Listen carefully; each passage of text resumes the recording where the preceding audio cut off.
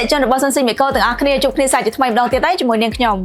ហើយអ្វីបានជាយើងគួរជ្រើសរើសមកប្រើប្រាស់ជាមួយនឹងចង្ក្រានអគ្គិសនីប្រភេទ Induction ជាជាងប្រើប្រាស់ចង្ក្រានហ្គាសធម្មតាទី1ដោយសារតែចង្ក្រានអគ្គិសនីរចនាឡើងមកជាមួយនឹងរូបរាងដែលស្រស់ស្អាតភ្លឺរលោងទាន់សម័យដែលស័ក្តិសមសម្រាប់គេហដ្ឋានសម័យថ្មី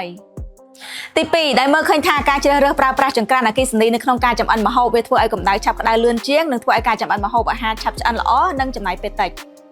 ទី3ការប្រើប្រាស់ចង្ក្រានអគ្គិសនីគឺមានសុវត្ថិភាពជាងពីព្រោះដោយសារតែនៅពេលដែលយើងចម្អិនម្ហូបអាហាររួចរាល់ផ្ទៃចង្ក្រានគឺមិនក្ដៅដូចជាចង្ក្រានហ្គាសនោះឡើយ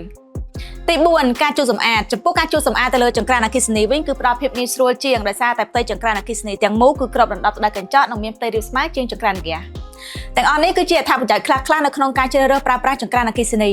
ហើយនឹងខ្ញុំសូមណែនាំឲ្យបងប្អូនទាំងអស់គ្នាជ្រើសរើសប្រើប្រាស់ចង្ក្រានអគ្គិសនីម៉ាក Fujio ដែលមានលក់នៅគ្រប់សាខាទាំងអស់របស់ក្រុមហ៊ុន Sonsin Miko សូមអរគុណសម្រាប់ការតាមដានទស្សនានៅវីដេអូជួបគ្នានៅវីដេអូក្រោយ